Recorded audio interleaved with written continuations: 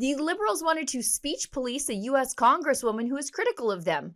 Our new exclusive documents reveal this cross-border censorship plot. Newly released documents show something we've never seen before. Canadian diplomats were drafting talking points to confront U.S. Congresswoman Lauren Boebert because she dared to criticize the Online News Act, that's Bill C-18, which limits Canadians' access to news online. Just think about that for a second. The same government that sermonizes about defending democracy was quietly trying to manage the political speech of a duly elected American lawmaker in the land of the First Amendment. And it didn't stop there. Global Affairs Canada was then simultaneously pushing to lobby foreign governments to join an international crackdown on Meta and Google, all to pressure these private companies into enforcing Canada's censorship bill. Now, layer on the CBC whispering strategy into Ottawa's ear behind the scenes, and what you're looking at isn't journalism policy anymore. It's a cross-border foreign influence operation orchestrated by the federal government to shield and enforce its own online speech controls. They said C-18 was about supporting journalism. Turns out it was about controlling the narrative at home and globally, and we have the documents to prove it. Bill C-18 was pitched as a way to help journalism. In reality, it lit a match under the entire free press ecosystem and gave the Liberals the narrative control they've been drooling over for years. And we have the receipts to prove it. They wrote it all down. They emailed each other, and thanks to access to information and your donations at Rebel Investigates, we've been able to read their homework. Now let's start with the basics. Bill C-18 forced tech platforms to pay for links.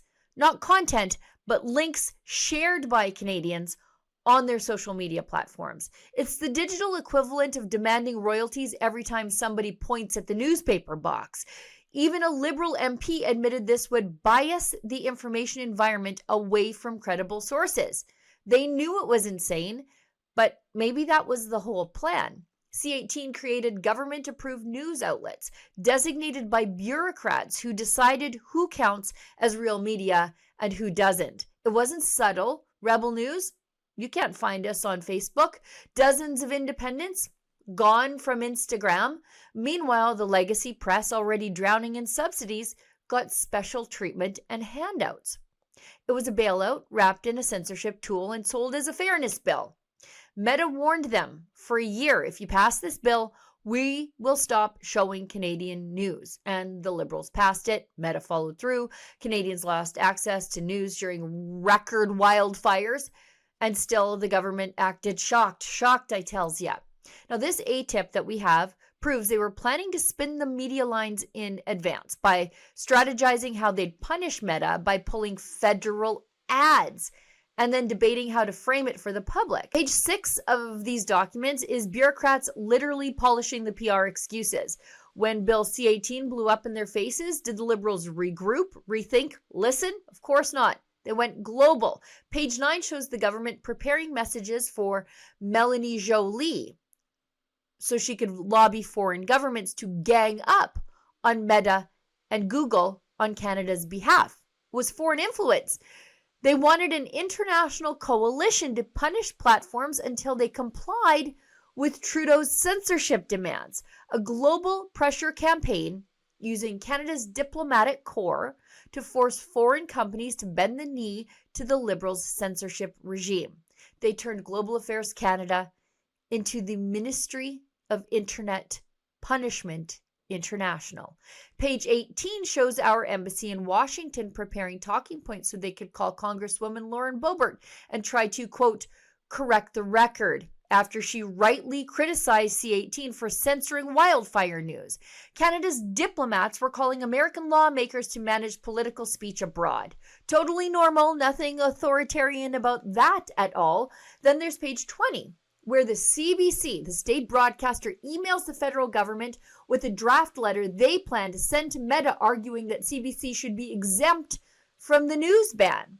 They literally shared internal info with the government before sending it. But no, CBC isn't a state broadcaster. It's a cultural icon or whatever. They behave just like a branch of the government. They coordinate with the government like a branch of the government and rely on taxpayer funding like a branch of the government. Ask for special treatment like a branch of the government. Oh, and get funded like a branch of the government. Other than that, totally independent, promise.